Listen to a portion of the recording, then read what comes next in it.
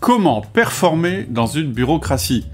Je suis Cédric Watine, tu es chez Outils du Manager, le podcast en français sur le management le plus écouté.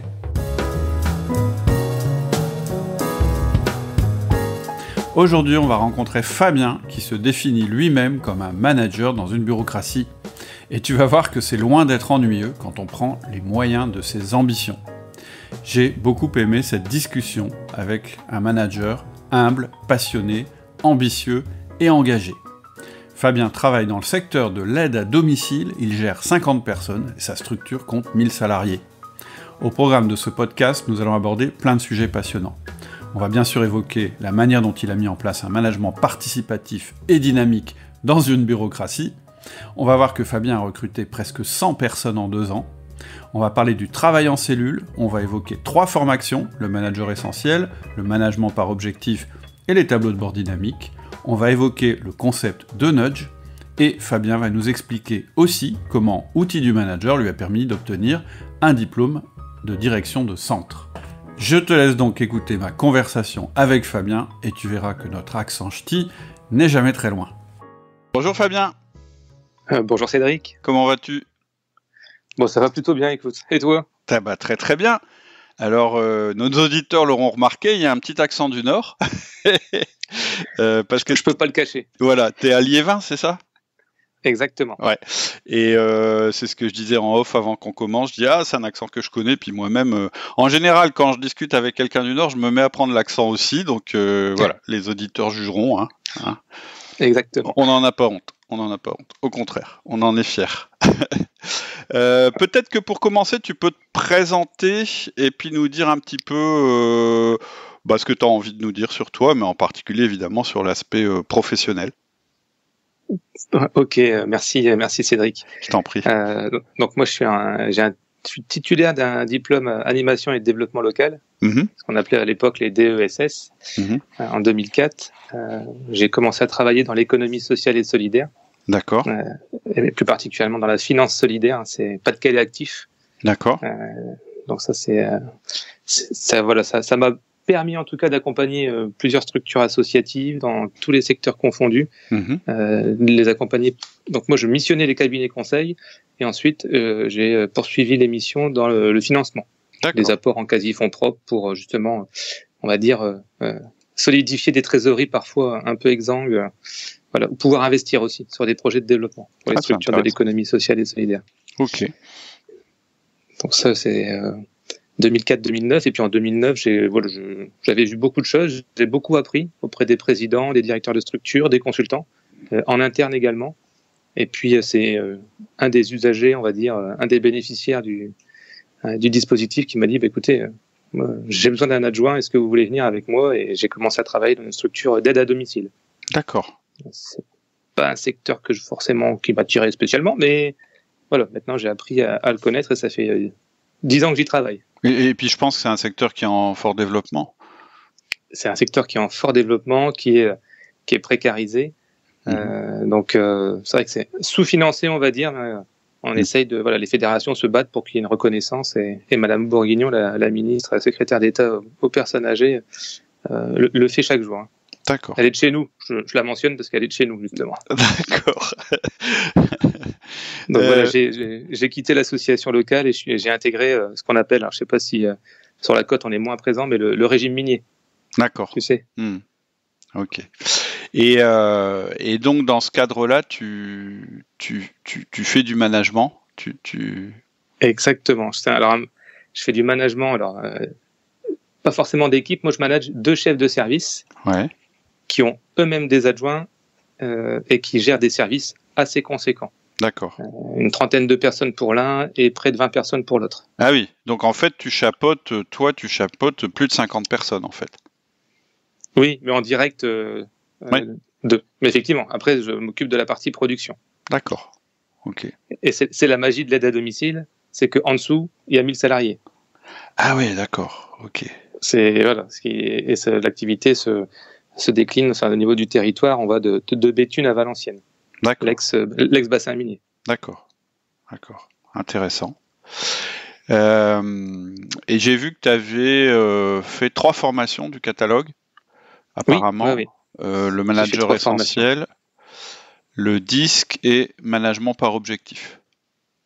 Oui, ça a vraiment été une découverte. C'est vrai qu'on commence à écouter les podcasts, puis on se dit, tiens, c'est intéressant, mais comment je me l'approprie, comment je rentre dans l'action. Et justement, c'est un des arguments que tu évoques dans les podcasts et qui donne envie de tester. Après, c'est vrai que j'ai pris la plus importante au début, mais ça a vraiment été une découverte pour moi. Et du coup, c'est un collègue qui m'a fait découvrir les podcasts. Et ça, c'est assez anodin, on va dire. Ouais. Oui. En fait, on fait pas de marketing. Hein. Enfin, en tout cas, on n'a pas de budget marketing. Évidemment, on parle un petit peu sur LinkedIn. On essaye de poster ce qui nous paraît intéressant. Mais c'est vrai qu'il y a beaucoup de gens qui arrivent sur le podcast par bouche à oreille, en fait. Récemment, je me suis encore rendu compte que je discutais avec des personnes et puis tout d'un coup, une des personnes me dit c'est bizarre, je connais ta voix. Et en fait, c'était quelqu'un qui écoutait le podcast et dans la même conversation, il y a une autre personne qui fait ah ouais, outil du manager, c'est toi. Et en fait, ils étaient plusieurs à l'écouter. Donc c'est toujours assez marrant. Et donc toi, en fait, c'est un de tes collègues en fait qui t'a conseillé d'écouter, c'est ça? Exactement. Je me suis mis à écouter. Il a fait déjà des remontées sur ce qui lui plaisait, sur ce qui l'intéressait, sur quels outils pouvaient servir. Et puis c'est comme ça que j'ai plongé, quoi. Maintenant, tu es sur les podcasts, il est sur le téléphone et j'ai la bibliothèque et ça permet aussi d'en échanger entre nous, de voir ce qu'on en pense, d'identifier aussi nos besoins et de voir ce qui peut être complémentaire. On n'a pas forcément pris les mêmes formations. D'accord. D'ailleurs, on n'a même pas pris du tout les mêmes formations. D'accord, ok. Ah, c'est drôle. Et oui, effectivement. Et ça aussi, c'est intéressant. Ça, on n'en parle pas souvent. Moi, j'en parlais pas mal quand j'intervenais dans des entreprises, puisque avant, moi, ma source, je dirais, c'était les entreprises. Maintenant, ce sont les individus. Mais avant, c'était plutôt des entreprises qui me disaient, on aimerait bien que vous veniez intervenir. Et j'insistais toujours sur le fait que dans une entreprise, c'est intéressant de former plusieurs managers et qu'ensuite, ces managers, en fait, ils soient en contact les uns avec les autres et que du coup, ils développent pas un petit club, mais que voilà, ils aient des discussions sur le management entre eux. Et ce qui rend leur discussion productive, c'est qu'ils utilisent le même système. Parce que du coup, on a un référentiel qui est commun et on comprend tout de suite de quoi on parle. C'est-à-dire que quand on parle de feedback, on sait que c'est le feedback à l'outil du manager avec les 4 étapes, etc., etc. Et ça peut être intéressant aussi parce que quelquefois, on se sent un peu seul en tant que manager. On est confronté à des choses. Je t'avouerai que c'est par rapport à ce que tu viens de dire, ça a fait l'objet entre Julien et moi d'une conversation. Après, voilà, on bosse. Alors, Régime Minier, c'est Filiéris aujourd'hui, le groupe de santé Filiéris, la santé en action. Mais on est soumis au marché public, on est soumis à des règles. Aujourd'hui, ça se coïncide pas, mais en tout cas, nous, on fait déjà en interne remonter nos besoins. Et moi, j'ai déjà inscrit une de tes formations dans mon OAE, même si je sais qu'on a un catalogue assez fermé, que le hors catalogue c'est très peu ouvert. Mais en tout cas, nous, on en parle entre nous, et ça nous empêche pas d'en parler avec des collègues qui font aussi du management. D'accord. C'est pas il y a les barrières bureaucratiques, mais on va dire après, nous entre nous, on parle, on a un réseau, un réseau relationnel. C'est important. Bah oui, je suis d'accord avec toi. On en parle d'ailleurs un petit peu dans la formation de manager essentiel. Alors, de quoi tu veux qu'on parle aujourd'hui? Est-ce que tu veux qu'on parle d'une formation en particulier ou est-ce qu'il y a des sujets ou des thèmes qui t'intéressent en particulier? Le manager essentiel, je pense que moi, ça a été un tournant. Ouais. Quand même, c'est la pierre angulaire. Enfin, c'est les fondations de la maison. Ouais. Plus c'est cette formation. Après, le management par objectif, j'ai commencé en décembre et j'y suis encore en cours. Et je t'avouerai que l'interview de ce jour, elle me fait du bien parce qu'elle me permet de refaire un point sur le manager essentiel et sur management par objectif, de me remobiliser parce que l'activité elle est assez dense. Donc, mais c'est vraiment la formation qui pour moi a changé les choses, quoi. D'accord. Alors, ce qui m'intéresserait de savoir, c'est de savoir un petit peu. Bon, on a compris comment tu étais venu à Outils du Manager, c'est par relationnel en fait finalement. Ensuite, ce que tu nous dis, c'est que à force d'écouter les podcasts, tu as envie de passer à l'action, et c'est vrai que la bonne manière, c'est de prendre une formation, parce que quelque part, ça oblige. Mais ce qui m'intéresse, c'est un peu de savoir qu'est-ce qui allait pas, peut-être que tout allait bien, mais qu'est-ce que tu voulais améliorer en fait? C'était quoi ta vie avant? Moi, ce que j'aime bien, c'est voir c'est la vie avant la formation, c'est-à-dire comment tu travaillais avant, ce qui allait bien, ce qui allait pas, etc. Qu'est-ce que la formation a changé chez toi, les bénéfices que tu en as eu immédiatement, puis les bénéfices qu'on a eu plus tard, parce que les formations, elles sont construites comme ça. Il y a des choses qui changent immédiatement, puis après il y a des choses dont on se rend compte souvent un peu plus tard après avoir fait la formation. Alors, la vie avant Outils du Manager, on va dire, elle était un peu désordonnée, voire intuitive. Ouais. Donc effectivement, on pouvait répondre aux besoins, on travaillait, mais il n'y avait pas cette structuration qu'on peut connaître aujourd'hui, que je peux connaître aujourd'hui, même si des fois il y a du relâchement. Bien sûr. Et quand on fait un 1 à 1, comme j'ai fait hier avec Julien, on fait des points rapides. On se voit, il y a une fréquence. On sait que là, on est en train de manager, on est en train de voir ce dont le collègue a besoin, pour pouvoir aussi faciliter son travail et lui donner aussi une lecture à mon niveau. C'est ça aussi, malheureusement, une bureaucratie. Ça, c'est la fameuse pyramide. Et des fois, il faut donner aussi des visions et donner du sens aux collègues. Tout ça avant, je le faisais de manière un peu désordonnée. C'était pas optimal. Je pense que l'outil le plus intéressant pour moi, ça reste le 1 à 1, parce qu'il a créé, quand je vois le avant-après, je pense que j'ai créé un capital confiance fort, un relationnel fort avec les collègues et une meilleure connaissance de l'autre. Et ils savent, ils me connaissent mieux, et du coup, ils savent vers quelle décision je peux m'orienter si je ne suis pas là. Ouais. Et malheureusement, ça m'arrive parce que je suis élu au comité économique et social, donc c'est quand même... J'ai aussi parfois des absences. Non, mais alors là, tu soulignes un point qui est super, super important. C'est que c'est un truc que je dis souvent. La qualité du manager se mesure en son absence. C'est-à-dire que... Écoute, là, pour le coup. Voilà, tu vois. En fait, tout l'objectif de ton système de management, c'est que ça marche quand t'es pas là.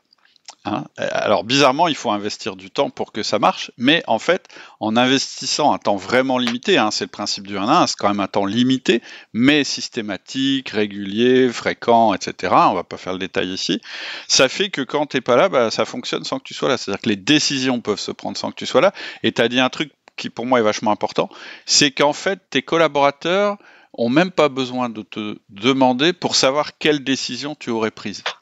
Et une fois que tu as réussi ça, tu as réussi déjà la mise en autonomie de tes équipes. C'est pas forcément que tu as délégué, parce que déléguer, ça veut dire d'autres choses, mais déjà, tu les as rendus autonomes par rapport à toi. Et du coup, de leur côté, ils ont un meilleur ressenti de leur liberté d'action. Et rien que ça donne du sens. Se dire, je peux décider, ça donne du sens. Ça suffit pas, mais déjà, c'est quelque chose. Mais en plus, toi, t'es moins interrompu dans ton quotidien. Et ça te permet d'être élu. J'ai pas très bien compris parce que je suis le comité social et économique, c'est les instances de représentation du personnel. Oui, bien sûr. On appelait avant les délégués du personnel, les membres de CHSCT ou de comité d'entreprise. Voilà, c'est un nouveau nom depuis les ordonnances Macron. Écoute, je suis resté au vieux nom, moi. Il n'y a pas de souci. Et par rapport à ce que tu viens de dire, ça résonne chez moi avec deux expériences que j'ai du passé. J'étais membre de la Jeune Chambre économique et du Centre des jeunes dirigeants. Et c'est vrai que c'est dans les structures où on se développe personnellement, où on réfléchit sur son activité, mais aussi qui prennent du temps. Et du coup, là aussi, quand on est dans ces mouvements-là, on apprend aussi à s'organiser, à déléguer. C'est deux mouvements que je souhaite citer parce que c'est là où j'ai beaucoup appris en développement personnel et où j'ai rencontré des personnes magnifiques, quoi. Mais pour ça, il faut dégager du temps. Et donc, exactement. C'est pour ça que la première chose qu'on fait quand on démarre le manager essentiel, c'est qu'on travaille sur l'agenda. Parce que pour moi, l'agenda, c'est le cœur du manager, en fait. S'il change son agenda, alors il change. Non, faut le planifier. Enfin, je veux dire là, Le lundi matin, on se pose, j'ai mon rendez-vous, c'est le temps que j'ai avec moi-même, ça me permet de me projeter la journée, d'être aussi par rapport à dans la formation manager essentiel, il y a un petit outil qui est sympa, c'est le tracker. Donc je l'ai fait sur quelques semaines et c'est vrai que je me rendais bien compte que plus c'était structuré, plus j'étais satisfait, on va dire. Et ça me sortait, ça me sortait de l'infini travail, comme tu dis très souvent dans les podcasts. En fait, on n'en parle jamais d'ailleurs, cet outil. C'est la première fois que, quand je discute avec quelqu'un qui a suivi le manager essentiel, me parle du tracker, alors que je sais qu'il est beaucoup utilisé. Et effectivement, c'est un moyen aussi de se donner du sens à soi-même et de sortir, tu le dis très bien, l'expression est pas mal, de sortir de l'infini travail. C'est-à-dire, je travaille, mais en fait, je regarde jamais trop ce sur quoi je travaille, si je suis efficace, sur quoi j'ai progressé, etc., etc. Ouais, c'est intéressant. Exactement. Et comment je sors de ma journée? Est-ce que je suis satisfait? Parce que par rapport aux objectifs que j'ai posés le matin, par rapport à son rendez-vous, par rapport à une semaine, voilà, les petits clignotants verts, orange ou parfois rouge, parce que ça arrive. Des fois, il y a des journées. Hier, j'ai vécu une journée qui était un petit peu brinque-ballée par un événement, un imprévu. Ça m'a pas empêché de travailler, mais ça m'a pris pas mal de temps, quoi. Donc, tu as mis du rouge. Alors, oui, du coup, oui, parce que bon, c'est un petit outil sympa. Moi, en tout cas, j'ai vraiment apprécié énormément cet outil. Et puis après, il faut être tout terrain, c'est-à-dire que c'est la vie d'une organisation humaine, qu'elle se soit une entreprise, une institution, une association, que d'avoir des moments où, à un moment, tu perds la maîtrise, et puis c'est normal, et puis c'est même souhaitable, parce que sinon tu es trop rigide. C'est-à-dire que si ton organisation n'est jamais bousculée, si elle n'a pas d'articulation, tu vas devenir rigide et en fait tu ne sauras plus t'adapter. Donc en fait, toute la subtilité, c'est à la fois d'avoir un système solide de management, c'est-à-dire que oui, il y a des choses qui vont être perturbées, etc., mais le lendemain, ça va reprendre comme d'habitude. Donc à la fois solide, mais à la fois adaptable. C'est-à-dire que ton management, s'il te prend 10% de ton temps, les 10% indispensables du manager, tu dois toujours réussir à les placer. Et quand il y a une crise, il faut toujours garder ces 10%. C'est les 10% qu'il faut toujours garder, quoi. L'incompressible. C'est ça. Et la structuration, enfin, avant, si je me suis mis à l'outil du manager, ça m'a permis aussi de m'ouvrir des voies et de tenter des challenges. Et en 2019, j'ai passé le CAFDES, donc c'est un certificat d'aptitude aux fonctions de direction d'établissements sociaux. Et donc ça, c'est l'école de haute études en santé publique à Rennes. Et je l'ai passé en VAE. Et le fait d'avoir été structuré en amont, d'avoir fait cette formation vraiment en amont, ça m'a permis d'y mettre tous les moyens nécessaires sur du temps perso, sur du temps pro, parce qu'il y avait de l'accompagnement aussi. Ça m'a permis de l'obtenir. Donc ça, c'est vraiment une satisfaction aussi. Voilà, l'organisation fait que ça m'a donné un succès. Et sans ça, merci. Et sans ça, j'aurais pas réussi parce que je suis quelqu'un de plutôt intuitif, plutôt dans le côté influent, côté jeune du disque. Et c'est pas mon fort, la structuration, l'organisation, en tout cas personnelle. Et ça m'a beaucoup aidé parce que autant sur le relationnel, j'ai pas de soucis, sur le partenariat, sur l'innovation, la créativité. Et le côté un peu rigide, ça me manquait. Et je l'ai eu chez toi. En fait, souvent, on le sent que tu es quelqu'un qui communique facilement, qui a de l'énergie, etc. Et malheureusement, c'est un gros atout. De toute façon, chacun des 4 profils disques a ses atouts. Mais l'influence, son atout, c'est son énergie, sa capacité à entrer en contact, sa volonté de développer des choses, de toujours progresser, etc. Mais le petit défaut, ça peut être le manque de canalisation de toute cette énergie, et puis, comme tu le dis, quelque chose d'un petit peu fouillis qui part dans tous les sens, et du coup une perte d'efficacité. Et quand un profil I réussit à se structurer, mais tout l'enjeu, c'est...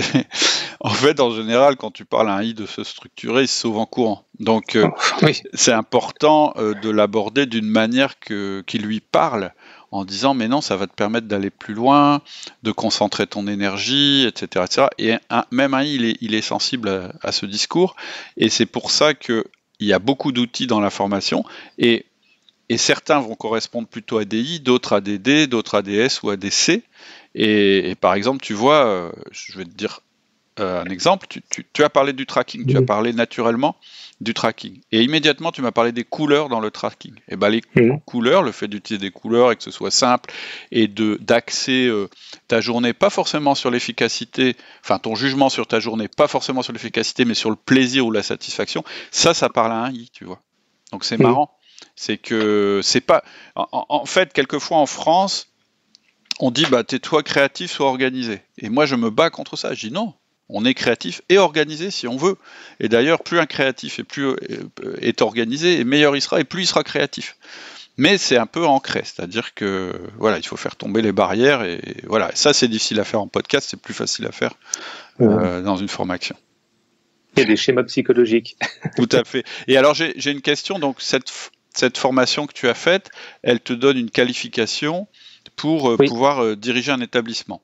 Et est-ce que dans ton cursus, tu avais du management? Est-ce que tu as retrouvé des choses qu'il y a dans l'outil du manager? En fait, tu m'as dit que c'était complémentaire, mais parce que moi, on me dit souvent, bah, je comprends pas, et en particulier dans des organismes, quand il s'agit de diplômes, etc., on me dit, bah, en fait, c'est une formation pour diriger un établissement, mais on dit rien sur le management des hommes. Et est-ce que ça change, ça? Ou est-ce que... Alors, moi, c'est assez particulier parce que je l'ai fait en validation d'acquis de l'expérience. Ah oui, d'accord. Donc, en fait, j'ai passé un livre 1 où tu expliques pour savoir si tu es éligible, le livre 2 où tu expliques les situations de travail. Donc, et effectivement, il y avait une situation de travail sur le management. Et j'ai pu y inclure justement ce que j'ai mené grâce à l'outil du manager sur le 1-1. J'ai mis aussi en place un comité de production avec les équipes, et ça, j'ai pu le valoriser. Et puis on a, avec le collègue, avec Julien, on y a mis aussi des projets un peu innovants qu'on a essayé d'impulser en interne, même si parfois c'est dur. L'innovation dans une bureaucratie, parfois c'est dur, même si l'entreprise elle souhaite se changer vraiment. Ouais. Mais ça peut être long, et ça dépend pas que d'une personne. En fait, ce qui est donc du coup, j'ai utilisé les outils. D'accord. Et c'est pas mal parce que je trouve que c'est plutôt intelligent de le faire de leur part aussi, de le faire en validation d'acquis et de te demander des exemples, parce que c'est vraiment ce qui compte finalement. En fait, la manière de juger si un manager est bon, avant tout, c'est de regarder son passé et de voir si dans le passé il a managé et s'il était bon. Hein, c'est quand même. Alors quelquefois on est débutant et il faut regarder autre chose, mais quand on a des réussites à son actif, je trouve que c'est plutôt intelligent de les regarder. Ouais, c'est intéressant. Ce certificat, en tout cas, il est très dur, très exigeant, et c'est un référentiel en fait, et il faut cocher toutes les cases du référentiel, parce que logiquement c'est un diplôme que tu passes sur 2 ans. T'as une semaine par an là-bas, et le passer en VAE, voilà, ils sont aussi très exigeants. D'accord. Et puis après, bon, l'oral, c'est plutôt une formalité, une confirmation de ton expérience. C'est pour vraiment montrer ce que tu as écrit, c'est toi qui le portes, voilà. D'accord. Pour pas qu'il mesure, voilà, c'est aussi la vérification est nécessaire à une validation d'acquis de l'expérience. Ok. Ce qui m'intéresse aussi dans ton expérience, c'est que tu le mentionnes souvent, tu dis je travaille dans une bureaucratie. on sent que c'est pas un terme forcément très positif, et c'est aussi mon expérience, puisque voilà, j'ai des relations ou de la famille qui travaillent dans des milieux qui sont pas des milieux d'entreprises privées, etc. Et parfois, ce qu'on reproche à ces milieux, c'est qu'effectivement tout est appuyé sur la bureaucratie, et surtout, comment dire, surtout le management, en fait, ou ce qui est censé être du management, ne s'appuie pas sur les personnes, mais il s'appuie sur une organisation ou des textes assez rigides. L'exemple typique, peut-être je m'exprime pas très bien, c'est que je connais quelqu'un qui est arrivé pour prendre son poste, une débutante en fait, dans le secteur médical, et en fait, elle n'a même pas eu un entretien avec la personne qui était censée être son manager, dont elle connaissait à peine le nom, et pendant toute la période où elle a travaillé, elle l'a jamais rencontré. Et donc, c'était totalement incompréhensible, parce que avant tout, on travaille pour quelqu'un, quoi. Et que c'est plus facile de se motiver quand on travaille pour quelqu'un, quand on a une relation avec cette personne, que de se dire je travaille pour une entité un petit peu théorique, hein, je crois que c'est ça une bureaucratie. Et pour l'anecdote, quand elle est arrivée, elle n'avait même pas non plus de bureau, et elle n'a même pas eu d'accueil. Donc c'est les aberrations qu'on peut avoir en essayant de faire fonctionner une organisation humaine sans humain, en fait. Ça dénature un petit peu, t'as raison, Moi, je parle de d'insensibilité bureaucratique parfois. C'est ça. On n'est pas que des dossiers, on n'est pas qu'une activité, on n'est pas qu'une prestation à domicile ou ailleurs ou dans un centre de santé. On est bien plus et donner de l'humain. On est des gens. Des personnes qui nous gèrent plus de loin, qui nous gèrent de loin sans connaître notre travail. Parfois, ça peut être frustrant. Après, c'est la bureaucratie. Il n'y a pas que le côté négatif. C'est aussi une vraie machine de guerre parce qu'une fois que la bureaucratie se met en ordre de marche, derrière, ça peut faire mal aussi. Ouais. Et c'est ce que j'allais ajouter. En même temps, le fait qu'il y ait si peu de place réservée à l'humain dans la bureaucratie, c'est une énorme opportunité pour les individus de créer leur système de management à eux finalement. Parce que quand on réussit à lier les deux, là on a quelque chose de très puissant. Et en plus, toi tu es dans un secteur quand même où l'humain est extrêmement important. Tu es quand même dans l'aide à domicile, on ne peut pas travailler comme des machines. C'est-à-dire on doit avoir la machine qui nous soutient, mais on a avant tout un humain. Et nous, on a la machine, on a quand même une structuration forte, et on est certifié AFNOR, et le service le porte depuis très longtemps. Et du coup, ça nous donne une traçabilité entre le fournisseur et le client, et c'est ça qui est important. Mais effectivement, comme tu dis, la fiche d'observation, ce qu'on appelle la fiche d'événements indésirables dans les hôpitaux, on l'a aussi, mais il n'y a pas que la fiche qui compte, même si elle donne beaucoup de travail administratif, c'est surtout la situation derrière, comment on retourne vers le salarié, vers l'usager ou vers sa famille, pour apaiser une situation ou en sortir. En fait, on ne peut pas faire 100% bureaucratie ou 100% ce que j'appelle le héros, c'est-à-dire la personne qui travaille tout seul, qui a ses propres méthodes, qui n'est pas dans les processus, etc. Et pour moi, le bon mix dans un poste, enfin après c'est des chiffres un peu comme ça, c'est le 20-80, c'est-à-dire que ou du 90-10, c'est-à-dire que pour moi la bureaucratie, les processus, etc. ils sont faits pour gérer quand ça se passe normalement, c'est-à-dire les 90% du travail, parce que si on devait réinventer le truc à chaque fois, on s'épuiserait.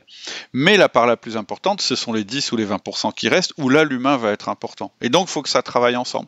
Et un humain, il peut être amené effectivement à pas faire exactement ce qui est écrit dans le processus, parce qu'il est confronté à une situation qui n'est pas décrite par le processus. En tout cas, voilà, moi je le vois comme ça dans le secteur privé, c'est que si on devait tout inventer tous les jours, on serait épuisé et on peut pas être un héros tous les jours. Par contre, si on n'a jamais notre rôle de héros, si on n'a jamais notre moment où on met notre patte, où on met notre aspect humain, etc., on n'a aucun sens dans notre travail et du coup on est mauvais. C'est vraiment une question d'équilibre, je pense. Mais tu vois, ça me fait penser, et du coup je peux rebondir parce que dans la formation, du coup la management par objectif, ça permet aussi, avec les cellules, les leaders dans les cellules, ça permet aussi pas de déconstruire la bureaucratie, mais en tout cas d'envisager d'autres modes de collaboration qui sont plus humains ou plus corrects par rapport à des niveaux aux relations exponentielles où effectivement il y a un référent pour 5 à 8 personnes et c'est quand même beaucoup plus gérable. Après, il faut le faire accepter par l'administration, mais ça c'est autre chose. Mais ça donne du coup d'autres perspectives d'organisation. Toi, tu as mis un petit peu ça en place, c'est-à-dire que tu as créé... En fait, juste pour expliquer, une cellule, c'est quoi ? Alors, ça peut être une hiérarchie, la cellule, mais ça peut être aussi un travail en mode détaché de la hiérarchie, tout dépend de votre environnement. Mais qu'est-ce que ça dit en gros ? Ça veut dire que à chaque fois qu'on dépasse 8 personnes dans un ensemble humain, il est mieux de scinder l'ensemble humain en plusieurs parties de moins de 8 personnes. Et ensuite, chacune de ces équipes de 8 personnes a un seul leader, qui peut être un manager ou un leader, ça dépend. Et c'est ce qui permet, je dirais, de s'adapter au terrain, d'être réactif, que ça reste humain, qu'on se connaisse... Bref, ça permet de mieux faire fonctionner l'humain. Et toi, tu as fait un petit peu ça ?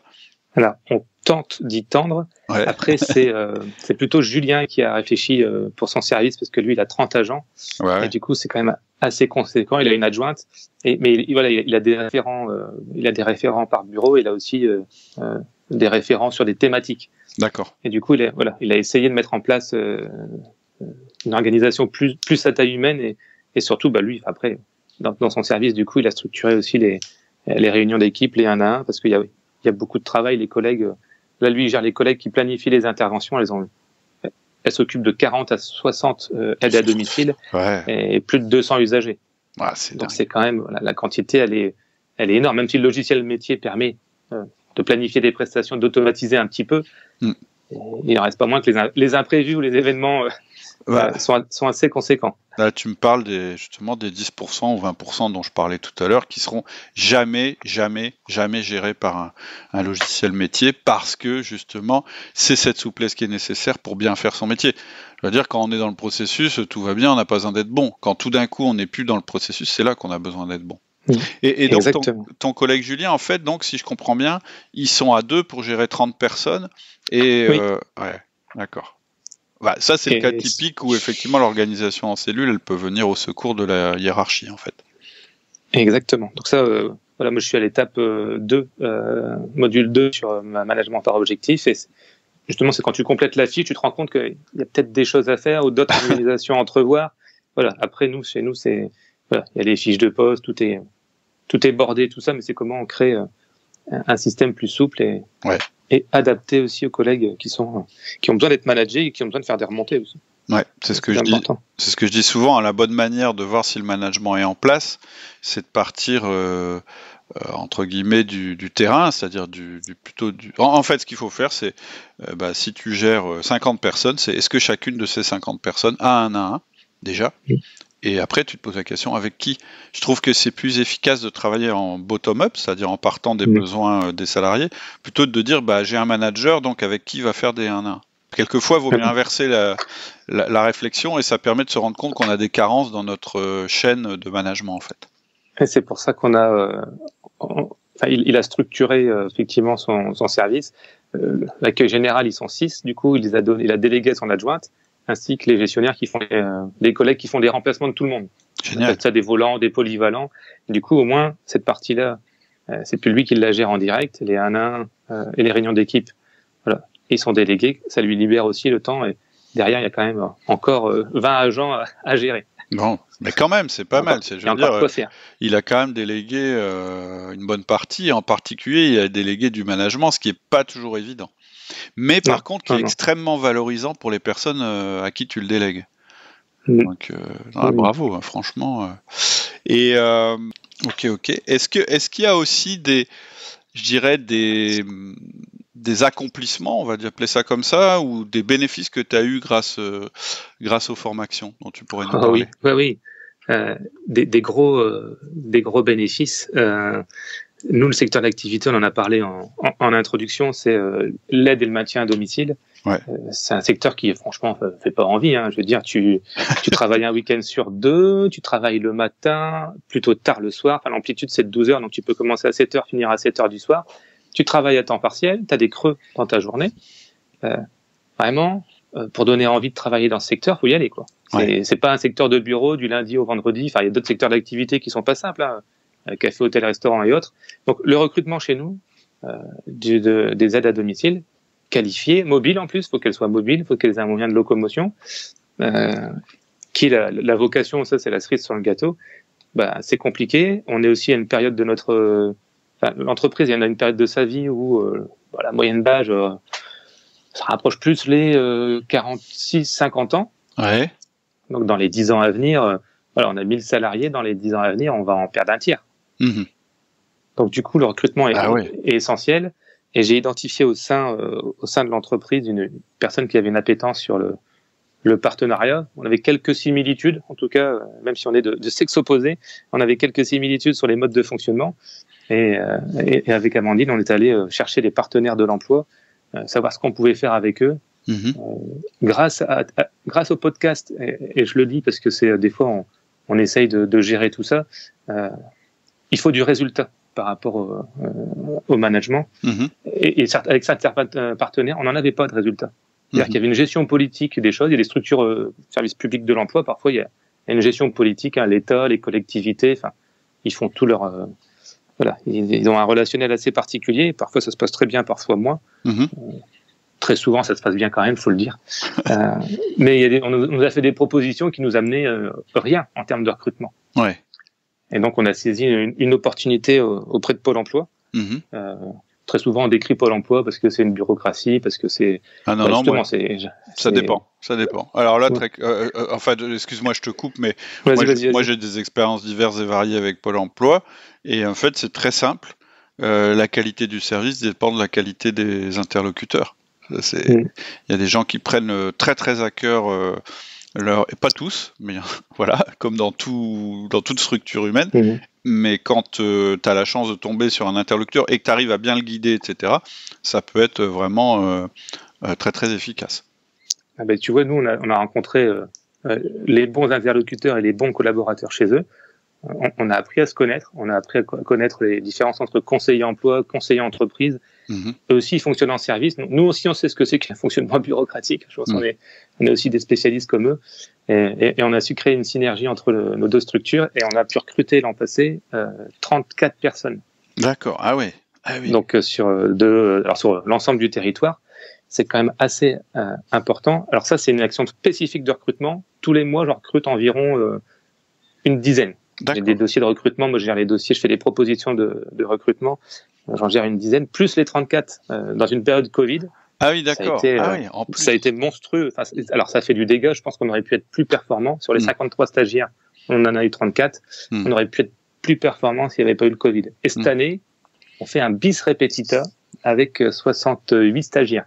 Ah ouais, dis donc. À former, donc en externe. Et là, Pôle emploi nous accompagne énormément. Enfin, je veux dire, ils vont aller chercher du sourcing, du public nouveau. Ils font des méthodes de simulation de recrutement par simulation, c'est MRS, l'acronyme. Derrière nos équipes, nos chargés de secteur vont aussi faire des entretiens, présélectionnent et ensuite on les rentre dans un sas de formation. C'est un titre professionnel assistant de vie aux familles. Et là, l'organisme de formation avec qui on travaille, là, c'est un petit organisme de formation sur Carvin, Adéquo Formation.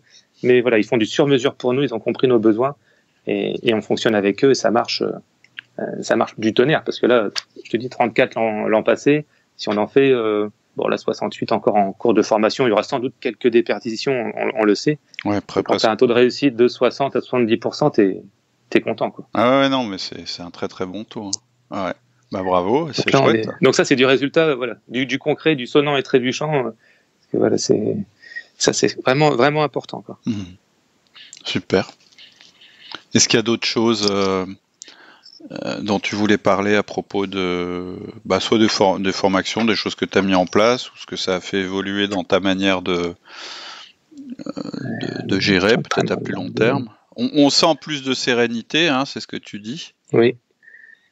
Aussi, il y a encore du travail à faire. Là, moi, ce que j'identifie, j'ai pas pris la formation tableau de bord dynamique, mais je pense que ça devrait pas tarder. Mais j'ai voulu prendre management par objectif d'abord, parce que dans une bureaucratie ou dans toute entreprise, parfois on a la tête dans le guidon, et on fait sans savoir nos missions essentielles. Donc ça va être les fiches missions, ce que tu proposes comme outil, ça permet de poser des bases. Mais là, on va avoir de gros enjeux. Donc l'enjeu de recrutement, une fois qu'il est mieux assimilé, mieux compris collectivement, il y aura une notion d'activité aussi, de développement d'activité. Qui sera à entrevoir. Et moi, j'essaie d'identifier par management par objectif. Ce que je veux poser, en fait, c'est les objectifs pour les collègues, pour chaque service. Parce que dans un fonctionnement, on peut se laisser avoir par les imprévus, par le quotidien, sans lever la tête. Tout à fait. Et ça, je trouve qu'il y a rien de plus frustrant. Il y a encore beaucoup de travail. Oui, alors en fait, clairement, le manager essentiel, ça te permet de poser ton système de management et c'est la base. Parce que tu as tous tes rituels, etc., qui sont posés. Comme tu l'as dit tout à l'heure, tu développes la confiance avec tes collaborateurs. Tu peux leur parler de performance à travers le feedback. Tu peux déléguer, etc. Ça, c'est ce qu'il faut voir. Faut voir ça comme la cathédrale. C'est-à-dire, ou la maison, c'est le truc que tu as construit. Le management par objectif, ça va donner une direction à tout ça. Parce que c'est super d'avoir quelque chose de solide et un système qui marche, mais il doit être au service de quelque chose. Qu'est-ce qu'on cherche, qu'est-ce qu'on veut et vers quoi on va. Sinon, je te disais, tu peux donner du sens à travers l'autonomie que tu donnes aux gens, mais l'autonomie, elle est forcément à l'intérieur d'un projet. Sinon, les gens, ils vont faire de l'autonomie, mais un peu dans tous les sens, etc. Et c'est le rôle de management par objectif. Dans le management par objectif, tu as commencé, tu as vu, tu pars de la vision, etc. Donc, tu pars de ce que ton organisation attend de toi. Toi, tu es dans une bureaucratie, donc tu sais à peu près. D'ailleurs, c'est pas toujours très clair dans les bureaucraties, et c'est pas toujours clairement exprimé, mais c'est à toi, de manager, de traduire ça en objectifs. Et puis, une fois qu'on fait ça, les objectifs, tu les déclines. Déjà, tu regardes si tu as les bonnes cellules pour les décliner, c'est ce que tu viens de dire. Et ensuite, tu descends au niveau de la cellule. ou du département ou du service, et ensuite tu descends encore au niveau de la personne, et à la fin, chaque personne, par cascade, a ses objectifs personnels et collectifs. Et ensuite, la partie suivante de la formation, ça va être comment j'anime tout ça. C'est-à-dire, combien de fois par an je dois revoir mes objectifs, parce que le risque, si on n'a pas un rythme qu'on s'est imposé, c'est qu'à chaque fois qu'on a un obstacle, plutôt que je dirais franchir l'obstacle, on va changer l'objectif. C'est quand même plus sympa. On s'arrête, on change, on fait la girouette. C'est ça, et c'est le problème. C'est-à-dire que c'est un peu comme si j'avais un bateau, je pars de Calais, et je veux aller en Angleterre. Et puis, donc j'ai mon cap, c'est l'Angleterre. Et puis tout d'un coup, il y a un ferry qui me bloque, et plutôt que de contourner le ferry, je vais dire, non, finalement, je vais aller à Boulogne. Sauf qu'en fait, c'était pas là que je résume, mais c'est pour expliquer. Et je résume de manière simple, mais c'est pourtant ce qui se passe très très souvent dans les entreprises, c'est qu'on ne sait pas à quel moment il faut persister et à quel moment il faut changer d'objectif. Et donc la méthode, elle te dit exactement ça. Elle te dit, tes objectifs, tu peux les changer tous les autant, mais ça veut dire qu'entre deux, tu peux pas les changer. Tu peux juste changer tes méthodes. Et ça s'articule sur 3 niveaux. Un niveau stratégique, c'est là où on change les objectifs. Un niveau tactique, c'est là où on change les méthodes. Et un niveau hebdomadaire, où c'est là où éventuellement on change les moyens, mais surtout on se coordonne. Et donc en fait, le management par objectif, ça va donner du jus à tes réunions d'équipe. Tes réunions d'équipe, elles vont se calquer sur ton management par objectif. Donc en fait, c'est très complémentaire au manager essentiel. Mais il faut d'abord mettre en place les bases. Oui, complètement. C'est vrai que c'est au moins on sait la direction, on développe les outils des objectifs, ils sont connus de tous, et au moins les gens se l'approprient. C'est hyper important. Les collaborateurs. Ouais.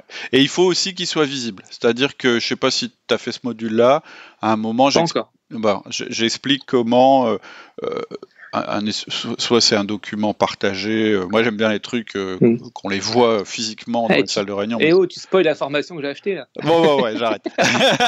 Et je plaisante. Non, mais en plus, c'est ce qu'on me dit. On me dit, mais des fois, tu dis trop de choses et du coup, on sait plus ce qu'il y a dans l'information. Mais il y a plein d'autres choses. Rassurez-vous. Tu vois, le tracking, on n'en avait jamais parlé. Tu en as parlé. C'est vrai que moi, presque, j'y pensais plus à cet outil-là. Et donc, si je continue, tu m'as parlé aussi de tableau de bord dynamique. En fait, tableau de bord dynamique, évidemment, c'est rattaché aux objectifs, mais ça te fait prendre en main les indicateurs. C'est-à-dire que quelquefois, ton organisation ou ton expert comptable ou X ou Y fournit des indicateurs. Mais en fait, c'est vraiment au manager de prendre en main ces indicateurs, et c'est très très important.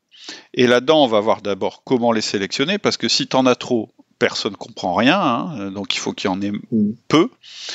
Comment les changer et quand les changer, comment les faire évoluer.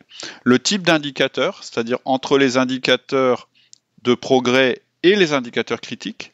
Par exemple, je vais prendre un exemple d'entreprise. Un indicateur de progrès, ça peut être le chiffre d'affaires. On a décidé de développer le chiffre d'affaires dans tel secteur.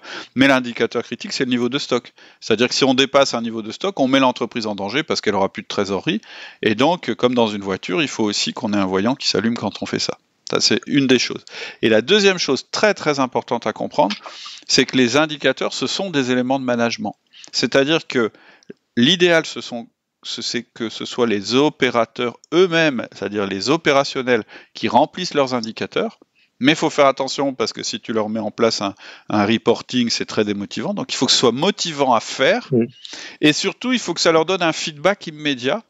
Et donc, à travers ça, tu vas faire ce qu'on appelle du nudge, c'est-à-dire que sans se dire aux gens, les gars, là, il faut changer quelque chose, ça va se faire naturellement à travers la manière dont ils vont voir les indicateurs. C'est-à-dire que, je vais donner un exemple bête, un commercial, tu lui mets une jauge, t'as pas besoin de tous les jours lui dire, faut que tu bosses.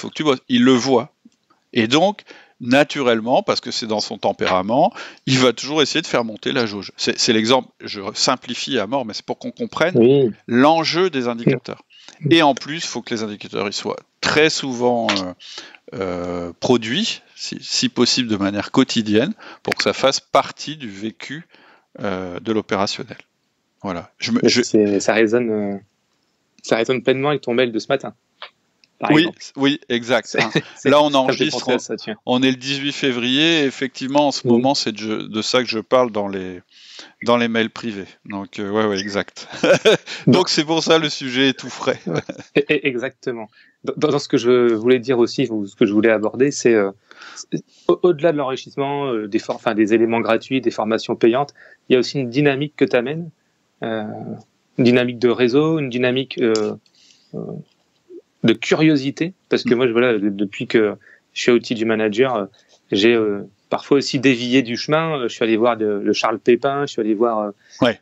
Pierre Morquins. Les bouquins que tu proposes, les références que tu proposes via les invités sont intéressants, que ce soit Gets Done Things, Olivier Sibony, Couper la poire en deux, enfin tout ça, je me suis enrichi de tout ça. Le Nudge, t'en as parlé juste à l'instant. Ce bouquin, il est génial. T'as même envie de le relire. Je viens de le finir. Ça te donne envie de le relire, le petit coup de coude comme ça qu'on donne pour influer sur les bonnes décisions dans les collectivités, dans la société, dans l'entreprise. Voilà, ça donne T'es vraiment une dynamique. Toi, t'es vraiment un I, hein, je te le dis. D'ailleurs, je sais pas si je devrais le dire, mais dans les cartons, on a un projet avec un partenaire avec qui j'ai déjà travaillé pour sortir une formation spécifique sur le nudge. D'accord. C'est juste que pour l'instant, on trouve pas le temps.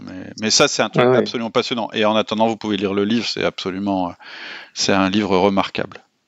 Exactement. Moi, ça m'a beaucoup plu. Ça m'a donné l'idée d'un projet, alors plutôt extra-professionnel pour le boulot, mais qui concerne pas mon activité. Mais ça m'a donné un projet pour motiver les collègues à arrêter de fumer.